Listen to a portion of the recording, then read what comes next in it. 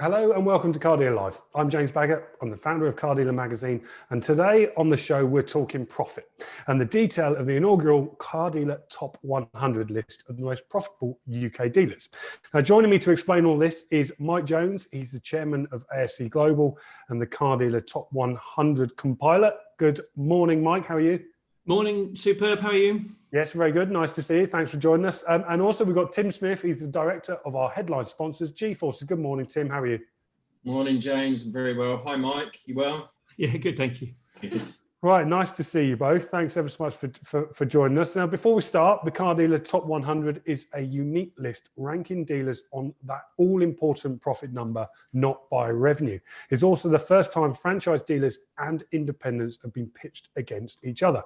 ASC Global took the EBITDA number to compile the list, as it's the fairest way. Numbers have been adjusted for exceptional items presented on the face of the income statement. But Mike, this is your game, really. It's not mine. You could probably explain how we pulled this list together a lot better than I can. So perhaps you could just tell people watching how we've done it. Sure, absolutely. And it is it's been a little bit of a challenge, but the idea was to focus on profit, to focus on combining both franchise retailers and independent retailers.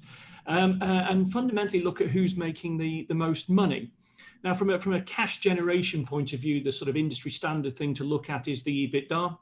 So that's the profit before interest, tax, depreciation, amortization. The idea is that's how much cash you generate in order to then go and either buy things or invest in other businesses or make payments out to shareholders.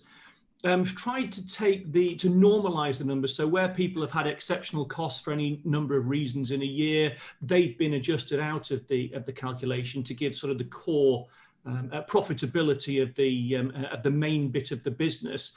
And also focusing on year ends up to the end of March 2020. Now, given what's gone on this year, that seems like an awful long time ago. We were just touching into coronavirus at that point in time, but it seems like the most or the best timescale for us to look at to give us a really wide population of different retailers.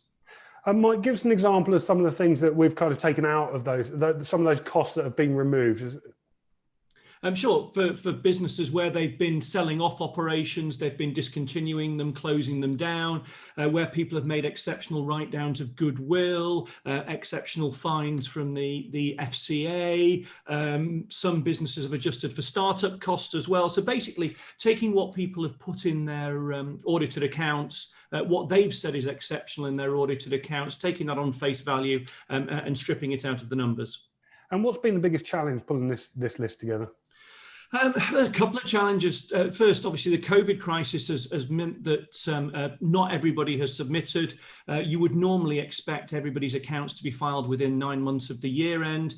Because of this year, the Companies House have extended the deadline until December for December year ends last year. And as a result, we've got some of the bigger players still haven't filed their accounts. So I'll be looking to update the list with you later on in the start of next year, once all the players are there and we can really see. And then the other thing is obviously trying to see the wood for the trees with regards to some of these accounts and get down to the core profitability.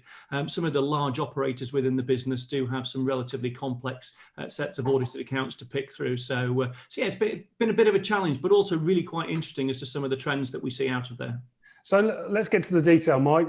Firstly, let's start with the winner. Who's top of our list? It won't surprise anybody who's actually in the industry to know that Arnold Clark is the top ranked profit generator at just under 200 million EBITDA for last year. Fourth largest in turnover terms in the industry, but the largest operator or the largest generator of profit over the course of the 12-month period. I mean, it's an incredible number, isn't it? 194 million. I mean, and they are some way ahead of second placed Sytner Group with 152 million. What does Arnold Clark do so well, and how do they manage to do it?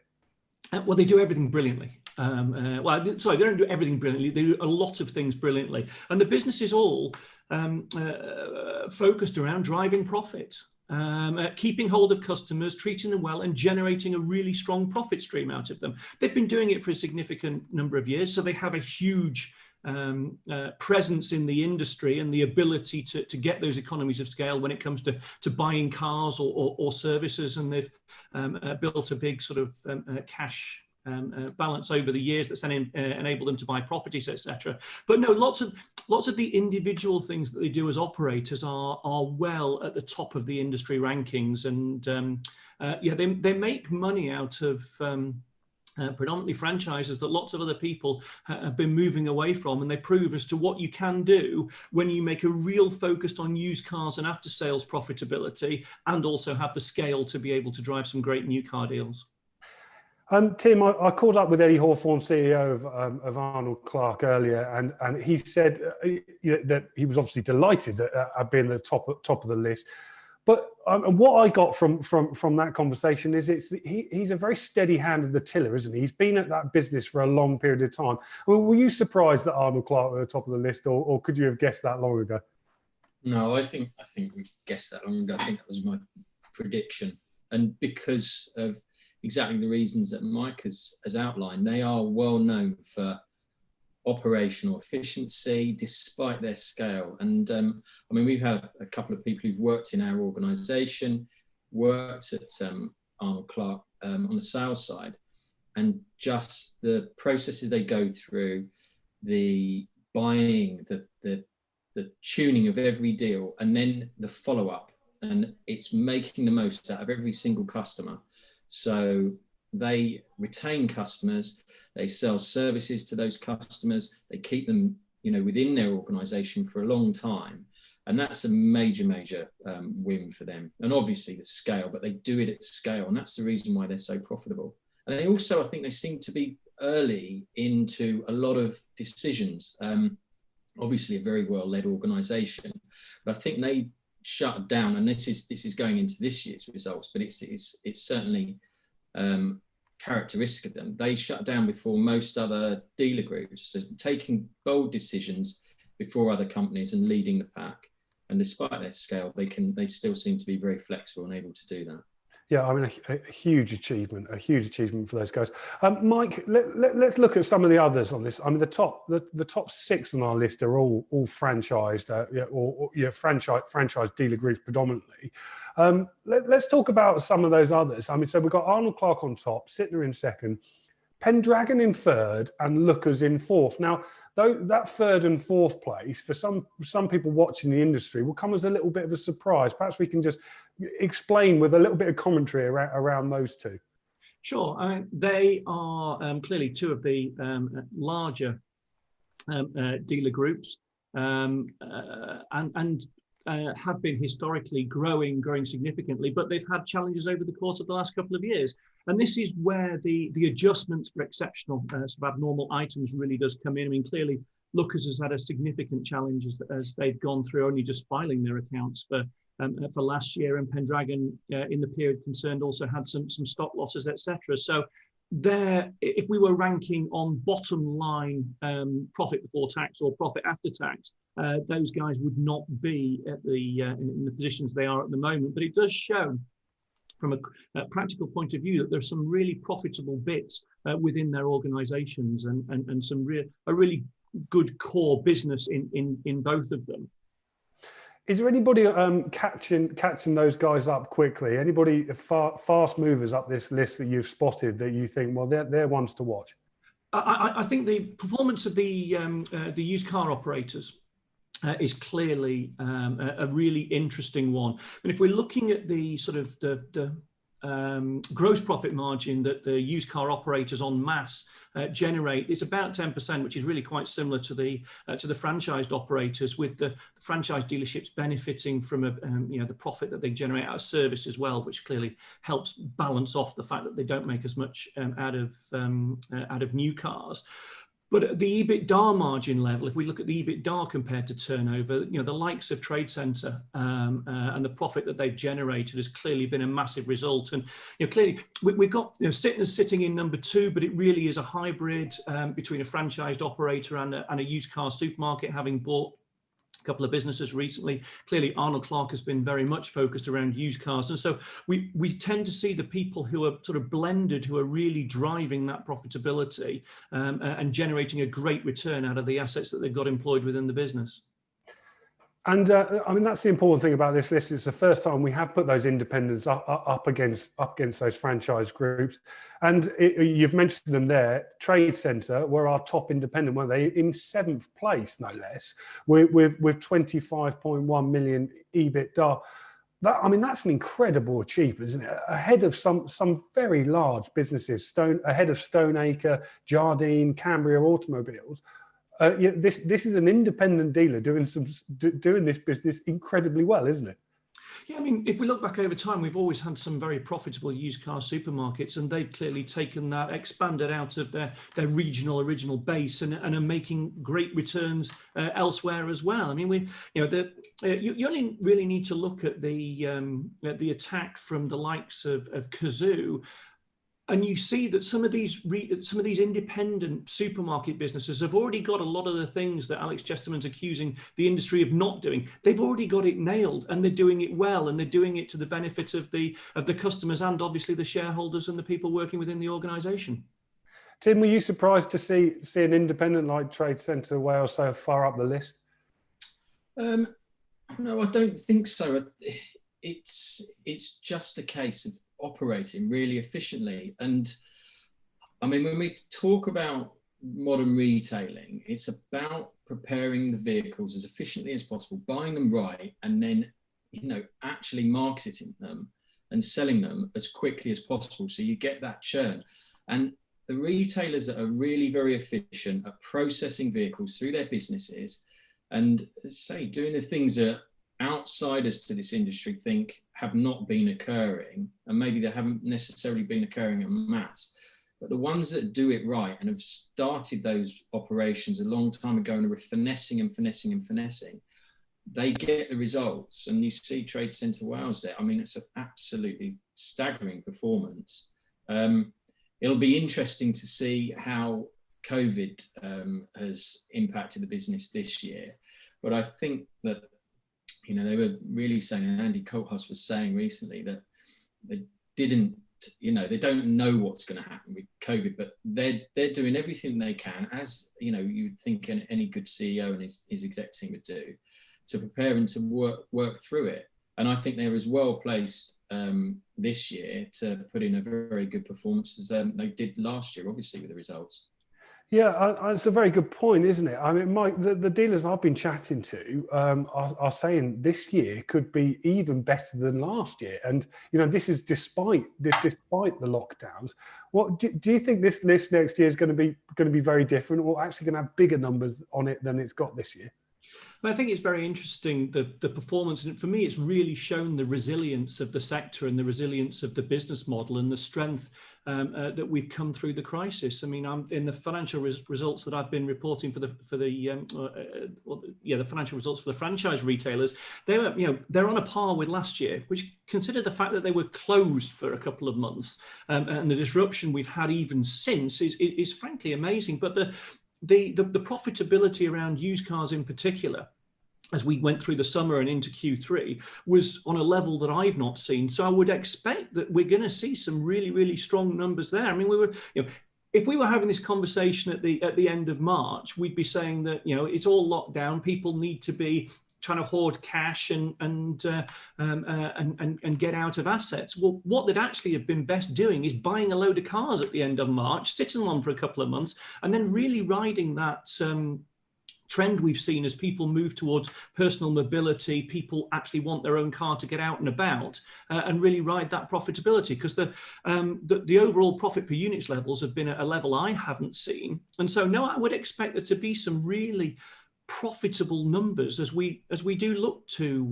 2020, and that, to my mind, as I said, it really shows the resilience of the sector that we all operate within. Yeah, absolutely. It's going to be fascinating as this list goes on in the years to come to see how it changes. Tim, you work with a large number of the companies on this Car Dealer Top 100 list at G-Forces.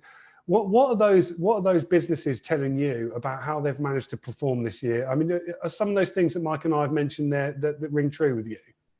Yeah, of course. I mean, look, the saviour to the whole industry, and this is for the economy and for most businesses, obviously the furlough scheme and what that's done.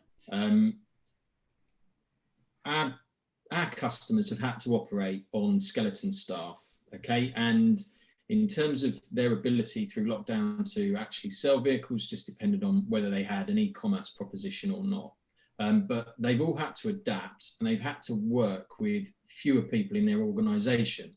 Now that has created efficiencies at certain points in the time. When demand has come back, they're sort of bringing their staff back in, but they're working very, very hard with the, if you like, fewer number of people in the organisation to fulfil those orders and that pent up demand, that's sort of, the brick on the elastic band. And that's where we've seen the performance. That's where the profit is, because the costs have been out of the business, but the sales have come back. Now, obviously, they're not the same level as they were last year. I think used is about 30%. New is about 30% down, and used is about 17% year on year so far. But when you take the costs of, the number of people that organisations have been furloughing, that's where the saving point has been. And if you can layer over the top of it, the change in terms of the move to click and collect, and that's been successful for a lot of businesses. We're starting to see the change, and we're starting to see some more, I think, optimization and efficient operation. Tim, looking down that list, was there anything that really caught your eye? Any surprises for you? It's really, do you know what? It's really difficult, James. I think it was heartening to see a number of the independents, really pitching in with some very significant profit margins. And for us as an organisation, when we deliver stuff, it's about trying to get efficiencies into those businesses. And I think the independents thrive on niche, or they thrive on operational efficiency. So when you see organisations occur and appear up the list, that's a great thing for the industry, because the industry has to get leaner, it has to get more efficient, it has to adapt and and really change to survive. And that's the big ones as well as the independents. But I think you find that there's a lot of independents that are operating and doing things slightly differently, that maybe there's quite a few franchise dealers that are still a little bit behind the curve on. Yeah, Mike, one of the ones that really stood out for me on this list was Tom Hartley Jr., in 28th place with an £8.5 million EBITDA. I mean, this is a guy that specialises in high-end luxury cars and probably doesn't sell a huge amount of them, but his margins were well ahead of Harwood's, Sinclair Motor Group's, Vosper's, Perry's. I mean, they are some big businesses that guy is managing to achieve. Is any others on that list stick out in your mind too? Yeah, I mean, with regards to all the businesses, it's interesting to see the people who are there and the people who aren't. We've got some very large businesses that did file their accounts that didn't make it into the top 100 as a result of the profitability. And particularly when we go down below the top 20, let's say, you do start to see a lot of the independents. Some of the real niche players like Tom Hartley, as you've said, and some of the people who've got a great regional presence and can really drive that profitability. I mean, if we look at the top 20, compare the EBITDA on turnover rather than the return on sales on turnover. 14 of the top 20 are independents. They're really generating a great margin out of specialising in what they do. And I think it's sort of echoing what Tim was saying, it's going to be very important for the industry as we move forwards, for franchise retailers and independents. The business model is changing. We all know that. We've got increasing amounts of agency sales coming through the franchise networks as all the brands look to change their route to market, and we've got electric coming further on down the line as well. And for me, sort of standing back, it shows where we can make significant profit. It shows how the retailers can set themselves up to make sure they're still delivering for customers and then ultimately making a great return out of it. But no, it's always interesting to see the people who have gone sort of up the league table when you rank it on profit rather than just on turnover. And the independents are certainly making their presence felt. Mike, you mentioned it there, but who are these notable missing dealers? Or, I mean, are there any names that sprung out from that list that we didn't include? I mean, clearly there's some people who haven't filed their accounts as yet, so therefore they can't be in the list, JCT being just one of them. I haven't put Inchcape in there because given the way that they report nowadays, working out how much money they've made or lost out of their UK operations would be require too much guesswork really for me to want to put it in there. A couple of the big independents haven't filed yet as well, or then you've got the likes of LSH, who bought the Mercedes market areas in Birmingham, Manchester, posting a significant loss out of their operations. So obviously not ranking within the top 100, whereas they would from a turnover point of view. So, and in terms of those independents, I mean, Trade Centre were top of that list. Motorpoint, a listed business, I see, were just after them, weren't they? I mean, it's interesting to see that Trade Centre Wales is doing better than a listed business. I mean, there are always costs that come along with listing. That there is a financial cost in doing that, and also to be fair to Motorpoint, their year end is March, so they were up to March this year, so they do have a little bit of disruption. Or they will have had sort of 2 weeks worth of disruption during the very end of their financial year, and it'll depend how bearish they were with regards to their vehicle stock valuations. But no, it's very interesting to see some of the non-listed businesses more than punching above their weight. But then, to be fair, we've got that with Arnold Clark. And Trade Centre Wales were by far and away the best when it came to return on sales, weren't they? I mean, with an 8.3% margin there. I think, I mean, the next best place one, I'm scooting all the way down the list to a 6.6% return from Portland of Bawtry. I mean, it's the fact that they've made that sort of money, that sort of return, it is incredibly impressive. Yeah, and they don't have the same level of infrastructure costs. And the other thing as well that we can look at is the number of sites that these turnovers and profits are being generated. Clearly, the used car supermarkets have got a concentrated number of sites, with actually some of the players on the list only having one site. And so as a result, they haven't got the same infrastructure costs, they haven't got the same brand standards in all cases as we would see with some of the franchised operators, and as a result they are managing to keep their operating costs low and obviously drive profit up as a result. Tim, finally, what would your message be to those on this list and those businesses aspiring to be on it next year? I think it's about cost and efficiency, to be perfectly honest. I mean, we're all coming to terms with the end of furlough, bringing staff back into organisations, and each and every decision is weighed up even more heavily now, I think. I mean, we've still got Brexit looming, and the advent potentially of no deal, which could cause our economy to shrink or definitely to slow down in terms of its growth and where we're hoping. So it's just, again, it always comes down to being efficient with the individuals that you have in your organisation, making them work to the best of your ability. Yes, obviously, digital was making a big change of that. I think people are starting to understand that they can buy and trust buying vehicles online. New entrants are creating a profile around buying vehicles online as well. And that has to be brought into especially franchise dealers' minds in terms of how they operate in the future. I think as well, adapting to the press that's coming out around the agency model. I think one of the issues around that is, what is the cost for franchise dealers to invest and move to that model as and when the OEMs start to move that through, and if they do indeed start to do that, because you have a lot of cost and infrastructure built on selling vehicles a particular way. If you're now taking just the commission structure from the manufacturer and using a lot of their tool sets and not need as much of the infrastructure, where does it go? So there's a lot of stuff that's coming down the pipe that I think is definitely interesting and worthy of note, but it's the uncertainty as well, and how every company deals with the uncertainty that will generate the success. Yeah, it'll certainly be interesting to see how that agency model plays out in the future. Thanks for that, Tim.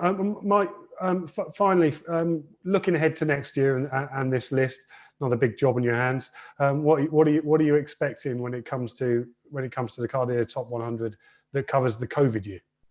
I'm expecting there to be plenty of people who make significant profit out of this year. As I said, there's been a great return generated whilst people have been able to open, and people have also pivoted into more personal dealings with the customer, whether it's click and collect or sort of home delivery, etc. And so the industry has changed. And I'm expecting some strong profit numbers. I'm expecting an even harder job at trying to work out what the core profitability of each individual business is, with plenty of people trying to sort of present that in a different way in their accounts. We'll obviously have the furlough income to take into account as well. So no, I think there'll be plenty of very profitable businesses, and I think it'll be very interesting to see whether there are a greater number of independents in the list next year than there would have been for 2019, and whether they have really generated that profitability as a result.